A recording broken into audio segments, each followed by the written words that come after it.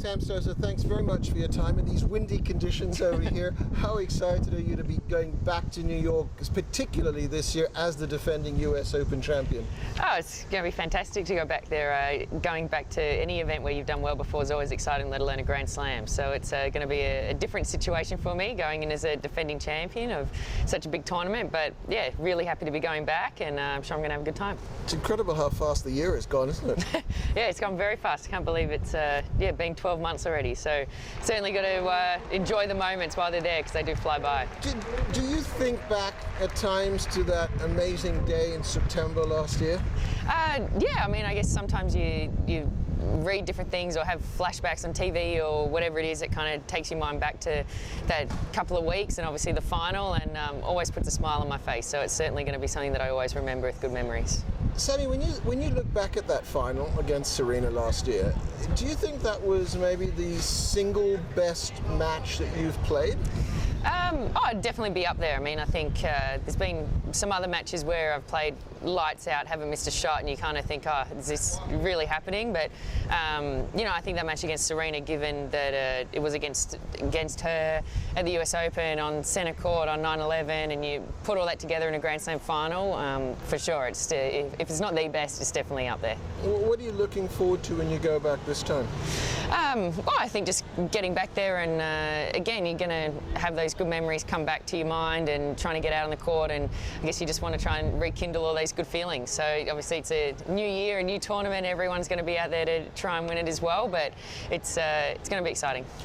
Are you feeling any pressure yet, or is it still a little bit too early and you've actually got to get on site to really feel it all? Yeah, I think that'll probably start happening a little bit more once you actually get to New York, but it's, you can look at it as pressure, you can also look at it that it's a different position to be in, and you'd rather be in there as defending champion than not defending champ. So, of course, that doesn't really mean anything once you get out there for that first round. So, you've got to go out there and play well right from the first point, hopefully to the last. Yeah, I guess I remember Billie Jean King once saying, "Pressure is a privilege."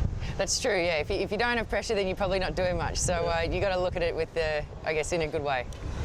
Do you follow a routine in New York? Are you superstitious on that, taking that a little bit further? I mean, that you've done so well over there. You're going to follow exactly what you did last year? No, not necessarily. I am going to stay in the same hotel, but that's not because I won. It's, I've stayed there the last few times. And but no, I mean, I think I'm not that superstitious. I don't go back to the same restaurants every night or do anything like that. I certainly have my routines and the things that I like to do and the places I like to go see and eat at and all that kind of thing, but I wouldn't say they're superstitions. Do you have favourite haunts over there? Well, the last couple of years I've actually said, okay, I want to do something that I've never done before in New York, and I have never done anything the last couple of years. So I think this year will probably be no different. I guess if you don't have time to do anything else, then that's a good thing, but I'll certainly go back to some of my favourite restaurants and hopefully try some new ones. Which ones? There's one called Mary's Fish Camp. It's very good if you like fish, and Soba Nippon is a really lovely Japanese restaurant, so they're probably two of my faves. Mm-hmm. Do you have to put everything else to one side? I mean, do you try and give yourself a little bit of time besides going to a restaurant, maybe to just wander around Central Park or do a bit of shopping or anything like that? Oh, yeah, I mean, if time permits and you're feeling up to it, then for sure. I mean, I'm not one to sit in my hotel room for, all afternoon. I like to go out and do something, whether it's, just a little walk down to the local shops or to a coffee shop or something like that. So certainly get out and about whenever possible. What do you think the nerves will be like?